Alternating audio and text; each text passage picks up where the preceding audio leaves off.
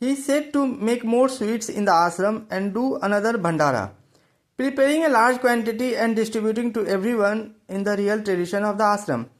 2 days later, the laddus were prepared, about 15 pounds in quantity.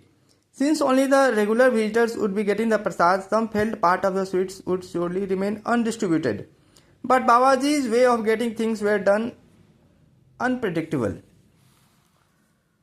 When the sweets were being distributed, some old people and the children started eating them right there. Babaji came several times during the distribution.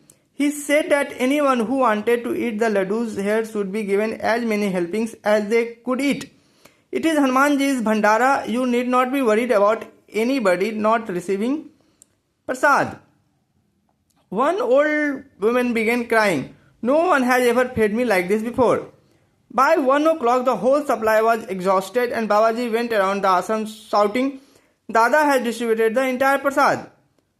Now here was a lesson. If you think that you and I have something we cannot give, you must think of it as Hanumanji's. That only he can give, you are only the ladle, the leaf on which it is being given. Those who lived with him in the ashram saw for themselves how Babaji used to emphasize giving food to the people and being alert about it. He had his way of pulling up people in case of any lapses. Often he did not tell the people concerned directly about it, but would accuse or rebuke someone else in order to teach others.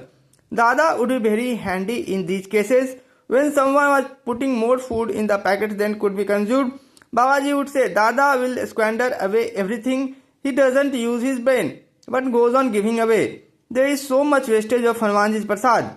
After seeing dissatisfaction on the faces of people taking the prasad, Baba would say, Dada is become excessively greedy, he gives so little prasad.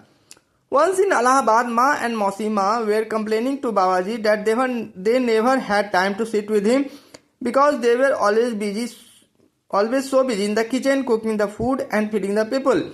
Babaji said, Ma, I am with you in the house all the time, you are not away from me. The work that you are doing, cooking with your own hands and feeding the people, that is the highest sadhana for the householder.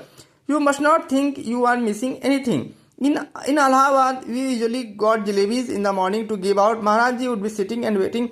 Jalebis have not yet come. They would arrive in a bucket and he would distribute them by handfuls. The problem was that he would be thrusting his hand into the bucket and taking out the sweets to distribute. There had to be water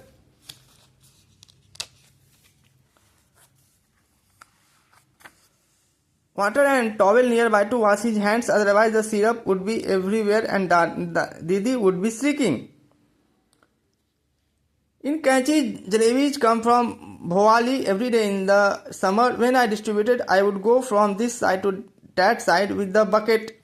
If did not, they would all be distributed in the front portion of the ashram and the workers in back would not get any. One day someone came and asked, where is Dada?